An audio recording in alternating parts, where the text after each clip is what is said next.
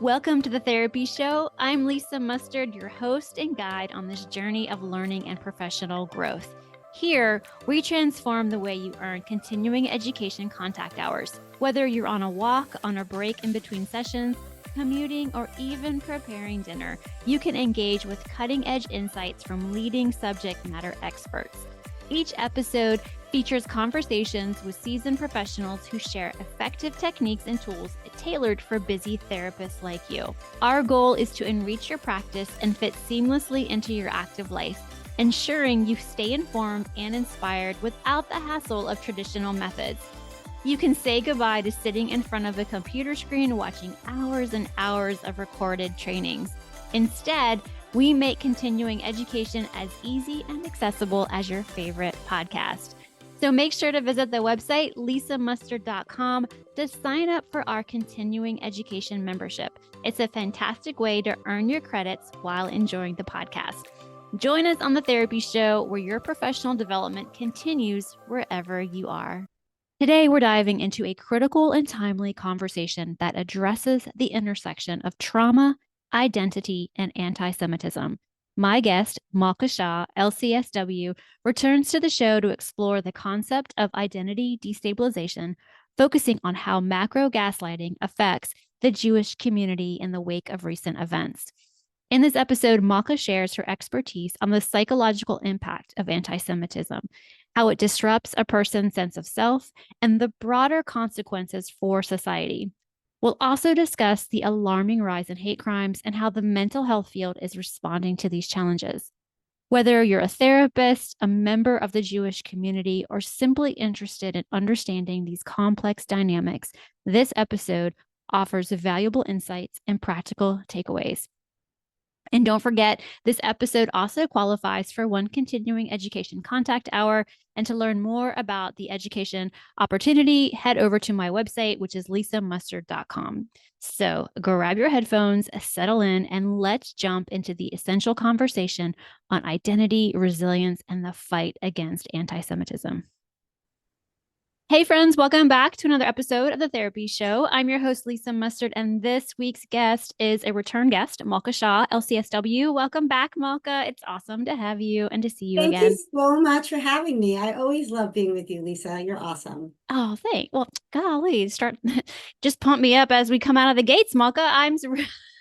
I'll put the link in the show notes for those who are curious to learn more about your previous episode that you were on months ago. I'll put the link in the show notes if you guys would like to listen to another episode with Malka. But today we are going to be talking about, I got to get it right because it's identity destabilization and gaslighting when it comes to anti-Semitism. And this is an important topic.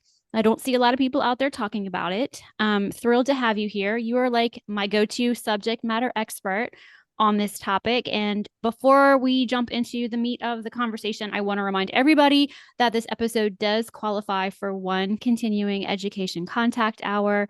Mustard Consulting is a NBCC approved provider. You can learn all about my pod courses over on my website, which is lisamustard.com/pod courses. And this episode will be there. So, all right, now that we got that out of the way, Malka, will you share with our audience a little bit about who you are, what you do, and how did you get to be a subject matter expert in this conversation or in this topic? Absolutely. Thank you so much. So my name is Malka Shaw. I'm a licensed clinical social worker in the states of New Jersey, New York, and Florida. And I have been in the field of mental health for over 25 years. And I've had a private practice for close to 17 years at this point. Wow. But magically, I'm still 25. Don't do the girl math. Don't do the girl math. Okay. So I have a specialty in trauma, and today is 9/11, and it's the anniversary of when you could say I was exposed to large scale active trauma, and we're talking about an active trauma and a large scale trauma. And we could, even if you'd like to go into a little bit of the differences between 9/11 and 10/7, but because what we're talking about with anti-Semitism of identity destabilization, we're talking about a communal trauma. 9/11 and COVID, I call it a collective trauma, where many people were experiencing the trauma at the same time. So that is a little bit of the beginning. I have a private practice. I specialize in couples, trauma recovery, and maternal wellness. And then 10/7 happened, and a project happened by accident. I was asked to do what I thought was going to be a one-time Zoom with two other psychotherapists, just to process with other Jewish therapists the aftermath of October 7th, which is the largest attack on the Jewish community since the Holocaust. And since then, anti-Semitism in America specifically has risen to over 400%. And the hate crimes in America are 60% targeted at the Jewish populations since October 7th. And I'd like to remind everybody that we are only 0.02% of the entire world population. And in America, we are only 2%, 2.5% of the population, but 60 to 65% of the hate crimes are targeted at Jews since in the last 11 months. So that's a really heavy fact to be laying on everybody. And it's a really heavy fact, especially since Lisa and I are meeting on September 11th. Today is September 11th and the anniversary of a horrific attack that I was living in New York City and I was part of. Yeah. So taking that experience with my Jewish background, and I happen to have a very strong Jewish education, but the two pieces never collided until Kesher Shalom Projects. I had my strong Jewish background that was more personal for me, and then I had my therapy and my professional life, and they are colliding. And it has definitely changed my life and my trajectory and my personal mission in a way that I could have never imagined. I was never even on podcasts. Yeah, I know. And here you are, like a pro making the rounds. I'm More than really like one or two, maybe like one or two, and I was scheduled to be on one before. I think they were all on like maternal wellness or couples counseling. So it's definitely changed the direction of my career, the direction of my focus. I still am managing a private practice, and I'm still open to taking clients as well, but I am spending a good portion of my time on this, and it's something I'm really passionate about. I think, Lisa, we've had over 3,000 therapists altogether between the Zooms and the continuing ed classes. Yeah. We're one of the first continuing ed classes to be counted towards Jewish cultural competency, so that's also really exciting. Yeah. So I hope you put in the show notes the link to our website. And Lisa, do you want to tell everybody how you're involved? You're on the board. Well, sure. Well, before we do that, I want to just I want to share with people that today's episode is just 60 minutes. It might be a little bit more than that because I know we have a lot to get into. But you have is it 2 or 3 hour continuing ed course that you offer? So several courses. Okay. Okay. So this one that you're going to hear today is free. Anybody can listen, but if you want the contact hour, then you have to purchase it. Where the 2 to 3 hour training is, you have to sign up for that training ahead of time. It's a live virtual event where, you're just going to get a taste of what in today's pod course, what the bigger training is all about. So, and how did I find, I don't even know how I found you. I can't remember. We were connected by another psychotherapist up in the New Jersey area. He and I had connected, and then 10/7 happened. And, there was an opportunity to kind of expand what it is that I do with the platform that I have. And so you and I somehow just, found each other. And here we are. And out of this tragedy for the Jewish people has, there is rising hope. And what I will say about our faith is that we are hopeful. We're not victims. We are survivors. And I truly believe that, we got this. We will be fine. We always have. We come through.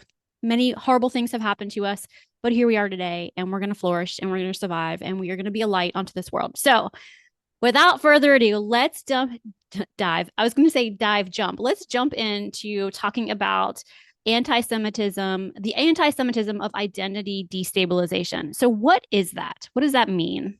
Okay. So the basic definition is that it is the psychological impact and effects resulting from the deliberate defamation.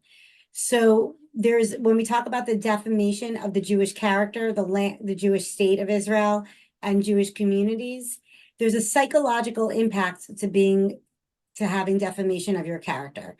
And the purpose of that is to undermine credibility, and it disrupts the sense of self. Mm-hmm. We can't go into a whole deep dive of anti-Semitism right now, but I do want to just give a couple facts about anti-Semitism. I always call it, there's like a paradoxical duplicity of anti-Semitism. is that what makes it a little bit more deceiving than other forms of racism and discrimination is that there's a punching up and punching down, meaning on one hand, we're less than, we're dirty Jews. On another hand, we are wealthy, controlling, powerful. And so you have both of those things, but anything on one end is not healthy for anybody at all. So on one end, if you're less than, you're not even human, you're dirty Jews, you don't deserve equal treatment. If you're powerful and you're controlling, then you need to be stopped. Both of these are not true. But having this kind of paradox within it is very complicated. Jews themselves carry a paradox because on one hand, we are statistically the minority of the minorities, but we're not always viewed as a minority, especially, and we're definitely not always viewed as a marginalized population, and we don't always want to be viewed.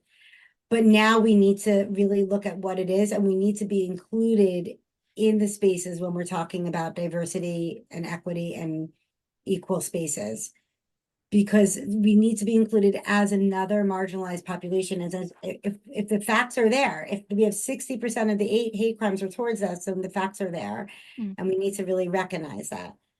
But with this, what I've done is I really have focused more on the piece about how it impacts our identity.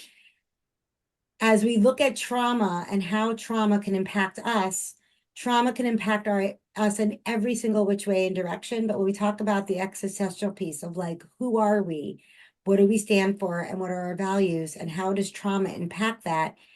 And what happens? We don't have a choice. You go through a trauma, you go through a critical event, you either can become stronger or you can come out of it, destroyed. And as Jews, and for 4,000 years, we've managed to stay strong. But it is something that we need to understand, that it can lead to this role confusion or role clarity, this disrupting in or this uncertainty versus being more resilient and more adaptive. We're here as therapists and helpers and whoever's listening. And obviously our goal is to help whoever we're helping get through this so they become stronger and more well adaptive in society. Great. So what does identity destabilization look like? So it looks like gaslighting and manipulation. And it can cause a certain type of turbulence within somebody's psyche. So it looks, so what happens when you are a victim of gaslighting to begin with? Let's talk about gaslighting. And what does gaslighting mean? Gaslighting in and of itself is all about power and control. And I could definitely do almost its own class on gaslighting, which we're not going to do, but just that basic definition of power and control. And it's a denial of incidents. It's twisting the truth, blaming the victims. Sometimes gaslighters will label victims as drama queens to make, or make them the bad guy. Or sometimes gaslighters will make themselves the victim to manipulate them to say, well, she screamed at me, but take no responsibility. It's all about this manipulation of double standards and twisting the truth. But what we're looking at right now in the Jewish community is a term that I've been coining macro-gaslighting. It's a societal or institutional level of gaslighting, which is widespread. And it's the denial of collective experiences and the manipulation of public perception. And it's this done in a large scale of dehumanization, double standards, denial of equality rights. And there's a collective psychological impact for the Jews, for the community, and for society. Okay. I like that term, macro gaslighting. I think that's really helpful to think about it in those terms. What else goes into identity destabilization? Absolutely. Okay. So when we look at what does gaslighting do to an individual, they start to internalize those statements. So the ways people manipulate would be like ignoring negative intentions, criticizing. So we start to internalize, I don't matter, I'm not worthy, I am bad, it's all my fault, I'm less than, I don't belong. With the macro gaslighting, these messages start to go, well, she doesn't matter, she can't handle it, she doesn't need support, she's the problem, they're not trustworthy, they don't belong, and this person is deserving of their punishments. Right. And so there's this manipulation, both. There's a manipulation for the people who are getting gaslit to then become receiving the macro gaslighting messages. So now their opinions of the Jews has now changed. Mm-hmm. And what this does is it creates an environment of prolonged toxic stress and symptomology and reactions. And that will create a sense of emotional turmoil, and that could lead to dysregulation of the nervous system and trigger a trauma response. And we are concerned about long-term risks of PTSD and other mental health. Right. So just like any other kind of trauma, we need to work on self-reflection, support, coping skills, regain stability, renewed sense of purpose, solidify one's sense of self and values. What we are concerned about is how people are internalizing this message. And, it can work on a few different levels. You could either be, even if your personal Jewish identity is solid, you're still dealing with the betrayal of others. You're still dealing with, well, I thought this person was my friend, or, these are my coworkers, but now they're posting these things on social media or liking these posts on social media, or they're not, or they're silent. And it's happened to me. I've had coworkers who made zero comments about the work that I'm doing and have had zero sense of support for the fact that I feel like I'm fighting anti-Semitism and I'm fighting for Jewish civil rights at this point in the fields of mental health. So what's happening, and I just want to take a point to really explain to everyone, what's going on in the fields of mental health is extremely heartbreaking. We have a blog on our website where I called "It's No Longer Safe in the Therapy Room." On both ends, we've had therapists who have been a victim of anti-Semitism, where clients have said really inappropriate things to their therapist, and people dropping their therapist because their therapist is Jewish. And Lisa, you are aware, and you read about the whole doxing of Zionist therapists in Chicago, just completely not wanting to send anybody to a certain therapist because of their identity as a Jew. Mm-hmm. This is other therapists doing Other this to therapists, Yeah. and Jewish clients. Yeah. And then in the therapy world, we've also seen people not feel safe to talk to their therapist anymore. Therapists are no longer validating. They're saying, well, it's not that big of a deal, or you guys really deserved it. Since when do we as therapists not validate our clients? Mm-hmm.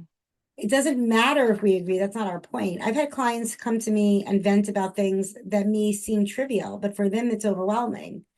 And you have to, if you can't draw empathy for that particular client or for that particular situation, then why are you their therapist? Yeah. Right. Yeah. I think so often now we're seeing the social justice piece come out as being more important to the therapist than it is to actually meeting their client where they're at, That could be a whole other, right. Yeah, I know. I know. And I think Trying to put that in there. do other podcasts with Robin on the countertransference piece. So I don't Right. want to step on Robin Shina Cardoza's place, where she really has been teaching the amazing continuing ed courses on the countertransference piece. Yeah. But what we're seeing, is this idea of what is appropriate and what's not appropriate, and clients not even feeling safe. Mm. One of the other things we're really proud of is our partnership with American Jewish Medical Association, and it's getting less press than what's going on in the universities. However, it's really important to be aware that medical anti-Semitism is real, it's alive, and it's happening in 2024, where doctors are not giving appropriate care or refusing care for Jewish patients coming into emergency rooms and others, or making inappropriate comments while somebody's receiving care. I had a participant on one of my workshops, was actually a nurse, and she just wanted to come in. And she wrote to me a whole letter after that. She had experienced another nurse mistreat. She had to replace an IV on a like a visually Jewish patient. She had to do the IV 6 or 7 times, and that person's arm is completely bruised. And she claimed it was a mistake or the vein, and maybe that happens, but it was just too suspicious with this client making anti-Semitic remarks, posting anti-Semitic things online, and then to do this to a patient. So we have to remember that there is also the vicarious trauma of seeing and knowing what other people in the Jewish community are experiencing it, even if we haven't experienced it ourselves. Mhm. Because we know that if it happened to them, it could happen to us. Yeah, it's You true. know, Mm-hmm. it happened right after October 7th. Our town and our schools issued a warning that our kids need to be picked up for the next couple of weeks until further notice. My kids are old enough, and we live only, even though they'll complain, we live only in a couple blocks from their school, and they could easily walk to school.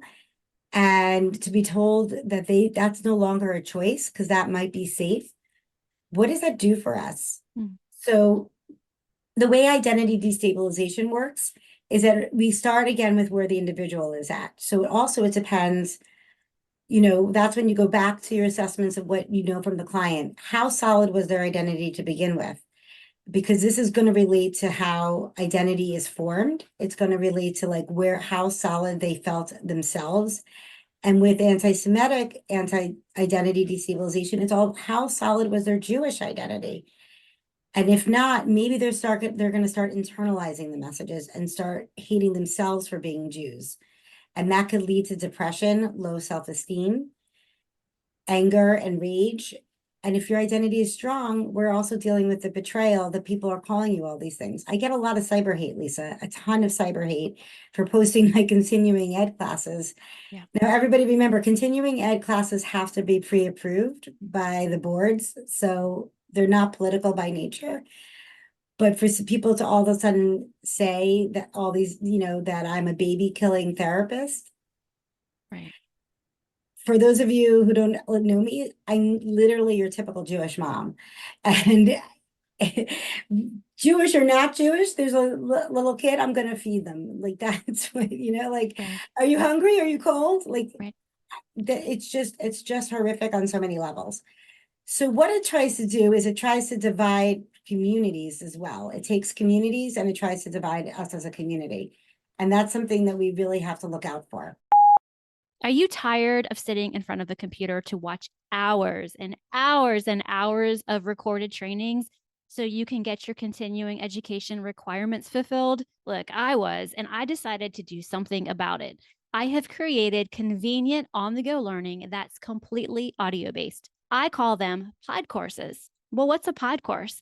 Think of it as a hybrid between a captivating podcast and a self study course tailored for you, my perpetually busy counselor friend.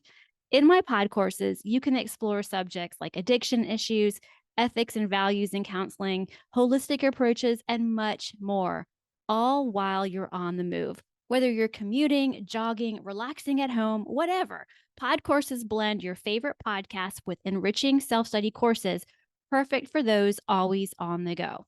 How it works. So tune in anywhere, anytime. Enjoy the pod courses on any device wherever podcasts are available. Quiz yourself, solidify your understanding with a brief quiz after each pod course. Then, last but not least, certify your smarts. Achieve a score of at least 80% to receive a certificate of completion. If you're curious to learn more about my pod course offerings, head to the link lisamustard.com/pod courses or just click the link in the show notes. Pod courses are brought to you with pride by Mustard Consulting LLC, your trusted NBCC ASEP provider.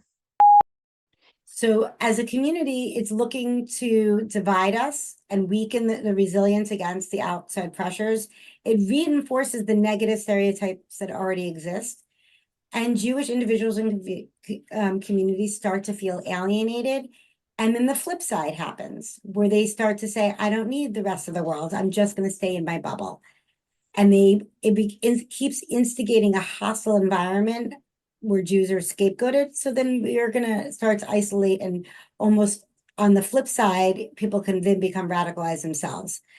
So anti-Semitism is always spread by shifting the societal issues onto the Jews. Mm-hmm. Vasily's the famous quote of like, tell me what you accuse the Jews of, and I will tell you what you yourself is guilty of. So we have to remember that it's looking to divide even the Jewish communities, and it's looking to really kind of isolate. And it doesn't even make sense, because if you hate Israel, but you hate the Jews, you want Israel to be destroyed, but you want us to go back home. Well, Mm, where do you think I'm going? right. And Right. I've always wanted the opportunity to say this, so I'm going to use this. Where do you think I'm going? I want to be very clear. I was born in New York City with two parents, one born in New York City, born by four grandparents who were born in the United States. Out of those eight great grandparents, six of them were born in the United States, and I have lineage that goes all the way down to the 1700s. So when they in the United States. So when they tell me where go home, where do you think I'm going? I Right. literally have relatives that trace back to the 1700s. Me personally, maybe not everyone, but me personally. So you have to think about what that does and what that shakes me to the core, because I have this identity as a Jew and I have this identity as an American, and they're both very strong identities. And when you start attacking that, and if I'm not stable and I'm not confident in who I am, what is that going to do for me internally and Right. psychologically? Yeah. Interesting. Okay. So these are some of the things, but I want to talk a little bit about also what's happening for society, because people keep saying, I don't, Malka, can you explain the cognitive dissonance of what's going on? And I want to be very clear that what we're seeing is not cognitive dissonance. The actual definition of cognitive dissonance is when you have two internal value systems kind of struggling within each other, and you're feeling that discomfort. But once somebody's really crossed the line, they're no longer experiencing cognitive dissonance. They're already fall prey to what I call ideological indoctrination and social conditioning. And that's the danger. That's the real danger of the macro gaslighting, is that involves a lot of social conditioning. Hmm. Yes. Hmm. I'm just thinking of, I've seen this happen. Like I've seen it happen in people. It's wild. And I want to just throw it out there that the people that I've seen this happen to are, they're isolated from a lot of outside perspective, or they choose to be isolated from a lot of, outside perspective. They hone in on a certain message or a certain value system for some reason because it benefits them because they're isolated. It's just reinforcing their isolation that they have chosen, or they're aware of their. Some of them aren't aware they're doing it, but some of them are.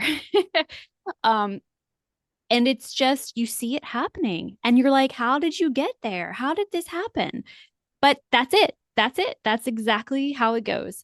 That's And these are exactly the, how it happened. That's yeah, exactly how it happened. So should we go there? sure. Yeah, do it. Go for it. So so what Lisa said is very well articulated. We really find that the more dissatisfied somebody is in their life, the less sense of purpose or their self-identity is weak, the more likely they're going to fall for ideological indoctrination. Now, this research is really based off of the research that people have done in cults. Mhm. I've read Stephen Hansen's work, and it's really done based on the work that I have done with people who have gone through emotional abuse in relationships. So those are the main three characters, but it's also people with history of abuse and neglect are going to be a little bit, and history of mental illness. There's a people pleasing and a conformity sort of part of their personality, or there's this wanting to like just rebel against the system because the system isn't working for them. But people that are really generally satisfied in their life are not going to be are not going to be as susceptible. There's also another category of people who have a low cognitive ability to empathy. And that could either be because they're already on the spectrum, they have a little bit of autism, so they have a little bit of a harder time with empathy. Or we have also obviously the extreme, which is the antisocial personality disorder, and how they really born without it. But there is a low openness to experiencing duality and ambiguity. They just wanted everything has to be very black and white. And those are the personality traits that we see. And then it goes into everything that you just said, Lisa. Right. Yeah. When we talk about the misinformation and the ignorance, because getting your information from TikTok is garbage. Like you cannot get your information from TikTok. And if you do, that it's a sign of lack of intelligence. You need to really understand that what people are talking about is just their own opinions on TikTok. When I do a continuing ed class, everything is based on a bibliography and research. Nothing is just, oh, Malka just woke up one morning and decided that this is what happens. So when Lisa talks about a choice, I'm going to put it into a little bit of clinical words. There's like this echo chamber and filter bubbles.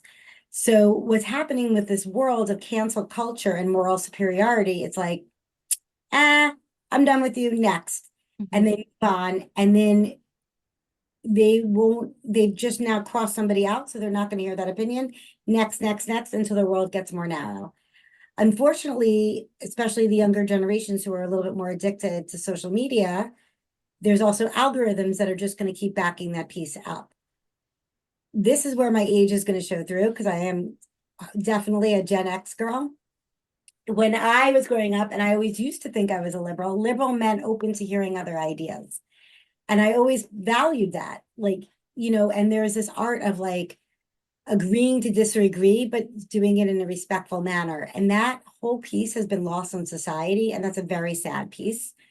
And if you don't mind me pointing out, that's actually a Jewish value. Holding to opinions and respecting to opinions, even if you don't agree, is a tradition that has come from learning Torah and learning the Talmud. And that is a really big part of our value system. But that piece of the value system, that in culture, is they want to throw that to the curb. So we have all these different pieces with somebody who has a lack of social belonging. It creates what we call a confirmation bias. So now their bias has been confirmed, and we're in a society that's lacking critical thinking skills. What do cults and gaslighters aim to do? Because cults, like leaders of cults, are the ultimate gaslighter, and they're the ultimate at macro gaslighting. So what do? They are attacking critical thinking skills, and they really want that black and white thinking, and they don't want any kind of a tolerance. They want intolerance of ambiguity. Sorry, they don't want to tolerate ambiguity, because ambiguity is like, maybe she's right, or I'm not sure. And for whatever reason, the system is setting up that like you can't just sit and I'm not sure. Right. And you know what? It's okay to not know all the answers. I've been a therapist, I've been a mental health professional for over 25 years, and I don't have all the answers. And that's okay. Because it's okay to know what you're good at, and it's okay to know what you're not good at. Sure. So now we have all these different pieces, and then they put in the fear and anxiety, and then we talk about the psychological manipulation techniques.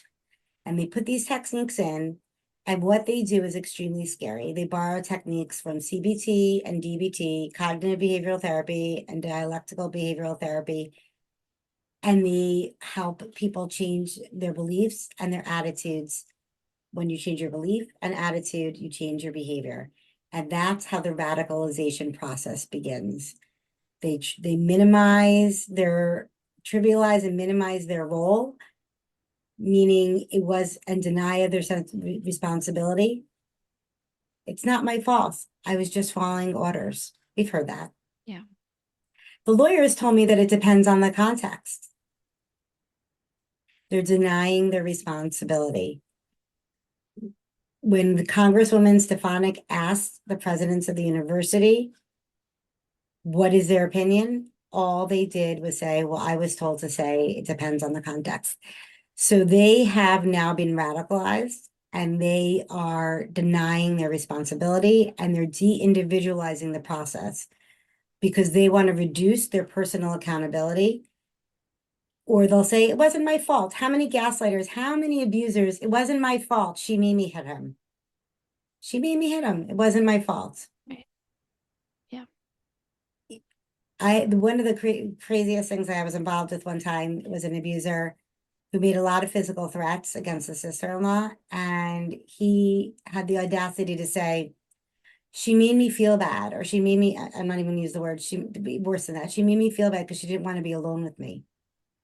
What kind of sister-in-law doesn't want to be alone with? Right. That's a complete guess.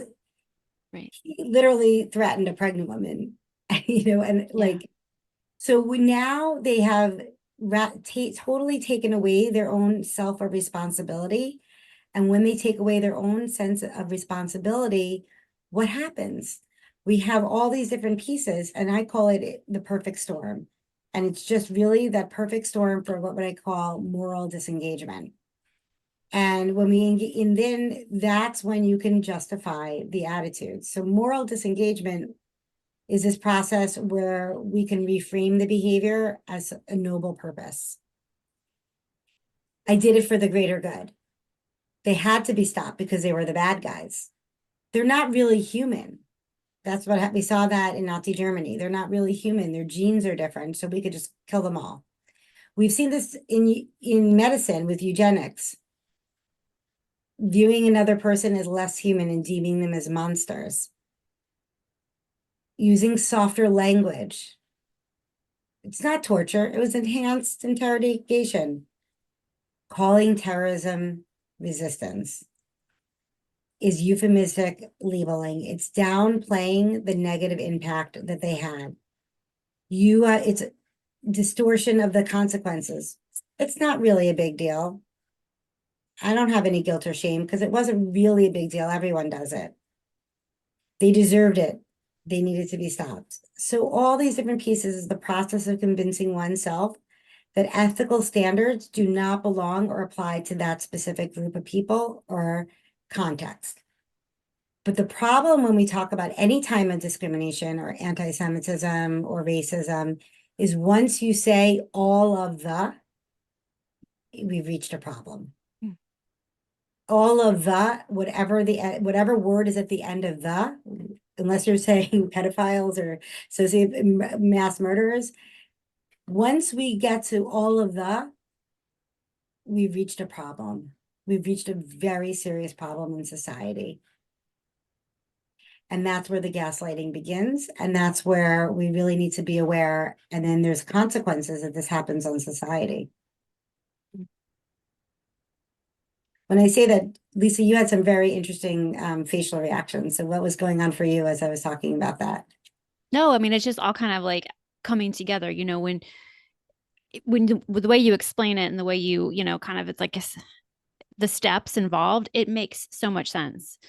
But when you come across it, you're going about your day and all of a sudden you come across a message where you're like, it kind of throws you. It's That's when you're not, you're just going about your day doing your thing. And then something like this, a social media post or a comment, and you're like, what? Wait a minute. What is that all about? Like, why would somebody say that? And then you start to think about it. And then in your own, you go into your head and you start to question your beliefs. And I'm not saying, all the time, but I can see how this is so destabilizing for people. And I'm not just talking about, Jews, I'm talking about So this can anybody. apply outside Yeah. of, okay, so I was supposed to say that in the beginning, so I apologize to all the listeners out there. I did write this based on Kesher Shalom's work and on anti-Semitism, but identity destabilization does apply in many other circumstances. I want to be very clear. And all the research and all the knowledge that we have can be applied in many other places. Mm-hmm. But it's so critical that we recognize these patterns because we need to understand how it can help us challenge the harmful biases.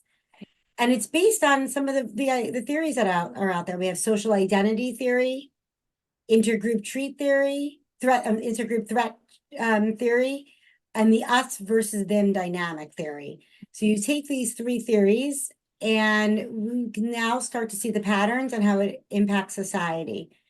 Do you want me to go and expand on those theories, or do you want me to talk about how it impacts society? Um, let's talk about how it impacts society. Okay, great. So why is it a problem for society? I call it the domino effect, right? So first we have the breakdown of identity, undermining the independence, the critical thinking. It leads to this like fragmentation and conflict in people. And it leads to that in-group, out-group mentality. Either it's all good or it's all bad. It's a very black and white thinking. That leads to the legitimacy of authority figures and submissive behaviors and leads to the masses being very vulnerable to these, and it allows for manipulative leadership to exploit people. So it starts with non-compliance in social norms, regulations, and the law, and we've seen this on the media nonstop for the last 11 months. Non-compliance on the college campuses, just complete non-compliance sometimes, and that can create mental health crisis. It is creating a mental health crisis with social cohesion, paranoid, groupthink mentality, and people are very susceptible to influence. Then we get to how does this erosion of trust happen? And then we have this public confusion. People start to distrust the government, medical authorities, and media, and the media is affected, as we've seen a lot of bias in the media. And it can undermine democracy. Once critical and independent thinking is demonized, it's going to affect democracy. It creates polarization and instability in society, and it eventually promotes radicalization, which is social unrest, extremism, and possible violence. And these are terrible, terrible things for all of us involved. What starts with the Jews never ends with the Jews. And I want to be very clear. What starts with the Jews doesn't end with the Jews. And we've seen this in society. And we're not just talking about Holocaust. We're talking about the radicalization of Iran in the 60s and 70s. We're talking about many other periods of time. Mm-hmm.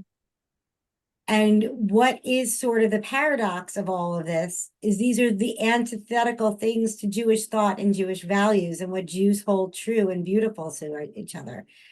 You know, when you think about what Jews have contributed to society and what this whole movement is going against, it does make you take a pause and wonder, well, maybe now I can sort of understand why we're going to target the Jews.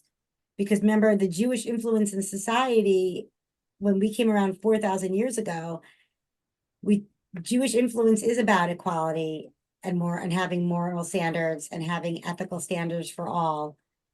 Jews stand for social justice. One of our core principles is tikkun olam, is repairing the world, and communal responsibility. And critical thinking is such a piece of Judaism, and the tolerance and pluralism and women's rights. I know that people don't understand that, because when they created certain Jewish rights, women's rights, it was beyond our thinking. It was thousands of years ago. But that's what the Jewish people have always stood for, is this tolerance, this pluralism, social activism for all. And what is happening is they're destroying all these different pieces, and it's really going to have an impact on society. I wanted to quote Douglas Murphy, if you don't mind, because I feel like I have a lot of quotes, but he's so contemporary and with it. You mean And Douglas Murray or Maurice, Douglas? oh, I apologize. Oh no, I just want to make sure we're talking about the right person. If this ever gets back to him, I think he's amazing. You have a fan. You have a fan of trauma therapists, so just know that. And you're awesome, and I would love to meet you in real life one day. Okay. Just putting that out there in the universe. Maybe somebody listening will connect me to him because he's amazing, and I'm going to quote him.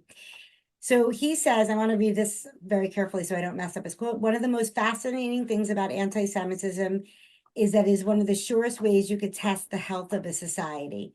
If a society is inoculating itself against anti-Semitism, it is a sign that it is doing well. But if a society starts to indulge in anti-Semitism, you can pretty much tell that everything else is going on is rotten. And I just think that that sums it up to a core. And I just think he's awesome. And, you know, he really, that's what it is. So I think we need to be really aware that when we think about mental health and anti-Semitism, we're not just thinking about individual counseling and support groups and hotlines, and all these things need to be created. And Kesher Shalom is working with that, and many people are doing that. But we have to think about the impact on the community and the societies as a whole, and how, and understanding why they're going after certain individuals. Because what will society look like if people are morally disengaged? What will society look like when we lack critical? I'm sorry, I'm getting like really like almost like I'm on my pulpit, but I'm really in my office on the Zoom. I get really upset because what is society going to look like? Mhm. No longer can accept differences within people. And if we can no longer value or hold two different opinions. Right. Yeah, and I just, I'm thinking a bigger picture too. That Douglas Murray quote is phenomenal. I've seen that before too. But what is he? I mean, I wonder what he's getting at. Does he mean like first they come for the Jews, and then they come for the Christians, and then they come for Western civilization. So I think that's, I mean, I'm no historian or journalist like he is, but I think that's what he's getting at. You're saying once the moral degradation starts to happen, who's next? You know, it's not, it doesn't just end with the Jews. It's it's And they don't tolerate things because, like, let's yeah, look at this. The Holocaust, 6 million Jews perished, but 12 million people perished. right, So it wasn't only about, I mean, we were the main target, but it wasn't only about us. right. Anybody who wasn't deemed perfect Aryan, so anybody with mental retardations, because that's the term they used back then, Mm-hmm. anybody who was slightly deformed in any way, Right. if you were homosexuals, Yeah. gone, they didn't, I guess they weren't aware of trans, but anybody in the LGBT just wasn't a word back then. Right. They were gone. Anybody who was different, blacks, Hispanic, like they didn't want anybody who was different. And especially, I guess the vast majority of your listeners are American, but even if we're not all American, like we need to celebrate differences and we need to respect differences and we need to be able to tolerate differences and really tolerate it. We all come with our own individual bias, and that's okay as long as we're aware of our bias. But we need to be able to tolerate it because what is this doing for people, on a deep level? And what do we want to see with people? Do we want their identity to be destroyed? Do we want their individual identities to be destroyed? Our community identities to be destroyed? There's just so many things to be said, but I think I want to scare people a little bit because it is a very scary thing that we are looking at. Yes, absolutely. It is for sure. This has been amazing and I love this conversation. So, as a therapist, what do we do with all this? Like, what's next? Well, what's next is the first thing, like any kind of trauma or any kind of, we want to give validation and support. Mm. Those are the non-judgmental validation and support are the most important things. When we talk about limiting the long-term impacts of trauma, we talk about validation, support, and reaching safety. Unfortunately, what we're talking about right now is something called active trauma. Mm. And in an active trauma situation, we are not at safety. So that's where the empathy and the validation has to be even stronger because there are factors that we can't control. We have to think about how trauma in general impacts identity. It provides this like fragmentation of shattering somebody's sense of self, and that people could feel disconnected to themselves. There's a loss of trust, not just within others, but within themselves. And that can foster lots of level of low self-esteem, insecurity, and pessimism. How does that impact their relationships and their social identity? When your social identity is changed, people view you differently, and you could lose social groups that you used to be part of. Some people are reacting with shame and guilt because they're internalizing these messages. Some people who are not are coming out with a rage. And, we want to promote adaptive coping mechanisms so that the adaptive behaviors are positive and not negative. Because ultimately, the effects on trauma to the extreme can lead to dissociation. And that's as our goal as mental health therapists, is we don't want to see the dissociation happen, and we don't want people to go into a deep depression. But the Jewish community in the Jewish world has been a little bit anxious, and it's a justified anxiety. We have to be a little bit anxious because we see what's going on outside and we're not 100% safe. And what do we do with that? Mhm. So one of the things I've been telling clients for years is trauma and anxiety seem to have a negative connotation in society, but we have to remember that these are all things that were in our biology, then they're there to protect us. So sometimes anxiety is there for a good reason because we need to be able to react in the times that we need to be able to react, but we don't want to overreact when we should. And trauma can be transformed. And I think maybe that's a good place to leave this podcast a little bit on like ways that we can transform the trauma. And, how can we do that? And, for the Jewish community, I want us to lean into our Jewish values. And I think that's when we talk about Viktor Frankl and logotherapy and finding the meaning and the purpose, we talk about finding the meaning and the purpose. If you combine that with our sense of what I was calling tikkun olam, Mm. we have this piece where we could find, for me, speaking about this topic, doing these classes, getting connected with other Jewish community organizers on a large scale. Doing all these pieces is really important. Victor Logo talks about de-reflection. And what he wants you to do is identify the meaningful goals that are in your life and shift the focus. And he talks about engaging in service and using service and giving back to others as a really strong tool. And I just love that. And I feel like that also is very intertwined with the Jewish value system. And I'm going to quote what he said. He said, "We are no longer able to change a situation. We are challenged to change ourselves." And I want to leave everybody with the fact that you can change yourself. You have the ability to change yourself. Take the gifts that you have. I've taken the experience as a trauma therapist and put this kind of research and put it together to put this research to make these kind of presentations, continuing ed courses, Kesher Sholom's training, professional leadership, both Jewish leadership and non-Jewish leadership on these topics so that we could prevent burnout. We've created something called the GUARD system, which is a whole emotional aid and resilience guideline for not just mental health therapists. It's taught on different levels for mental health therapists, and there's, a different version of it out for different leaderships and different environments. We need to lean into it. We need to understand how trauma works. We need to understand the difference between active trauma and past trauma. And acute trauma happened, past trauma is something that happened years ago. Acute trauma happened Tuesday. Active trauma is happening right now, and we don't know the ending, how it's going to end, but we know where we can develop our strength. So the GUARD system is something that sits on all the different theoretical orientations. So each letter stands for something, and each letter is under different theoretical orientations, and we put it all together. So what we have done is really been able to educate people on this identity destabilization, and also provided some options for treatment. We can educate ourselves if we're not Jewish by really immersing ourselves in Jewish cultural competence and understanding Jews, who are the Jews, not just who the Jews are in relationship to anti-Semitism. Right. And Jews need to identify themselves not just in relationship to our persecution and our discrimination. We have a rich and colorful and amazing history. I do go into intergenerational trauma, but I like to say it's not just intergenerational trauma, it's intergenerational resilience and strength that we have preserved and our legacy has preserved. And it's such a powerful message that we could take that resiliency factor and we could take that factor and really apply it in many different ways.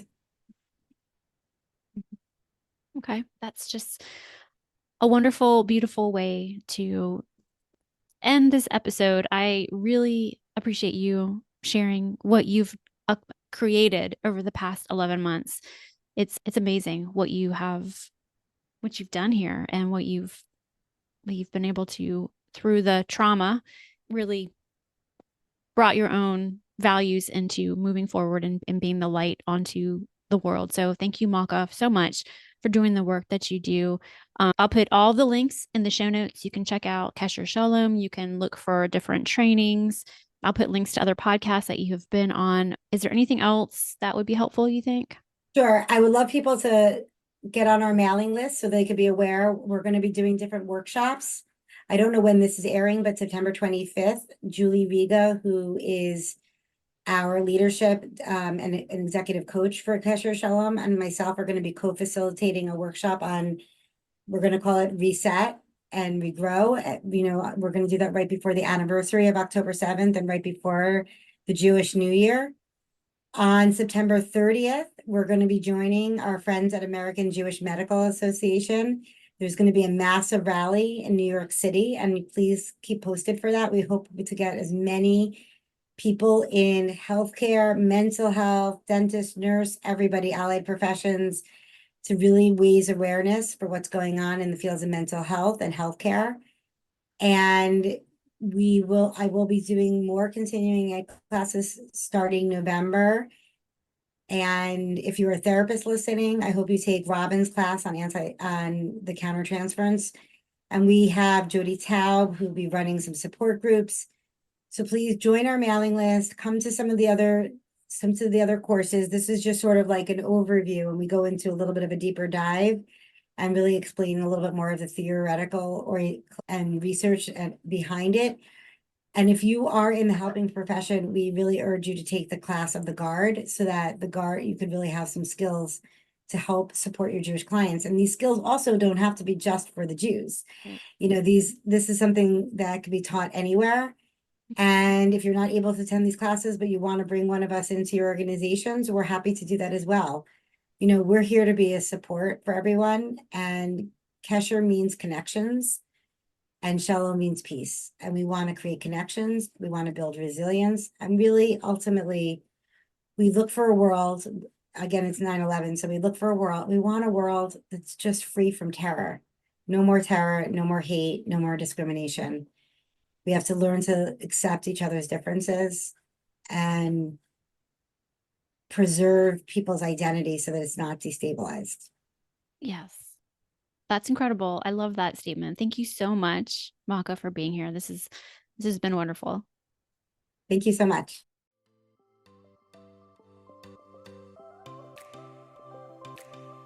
Please note that the Therapy Show with Lisa Mustard is for informational and entertainment purposes only, and not a substitute for professional medical or mental health advice. Always consult with your therapist, doctor, or physician before implementing any suggestions from the show. The Therapy Show with Lisa Mustard is edited and engineered by Chelsea Weaver. If you're looking to start a podcast or ready to take the editing off of your plate, be sure to visit chelseaweaverpodcasting.com. Well, that wraps up another episode of The Therapy Show with Lisa Mustard. I know there are hundreds of thousands of podcasts out there, and I'm thankful you've chosen to listen to mine. Be sure to visit lisamustard.com to access the show notes and discover all the pod courses and other continuing education offerings. And I'd be grateful if you subscribe to the show. Thank you.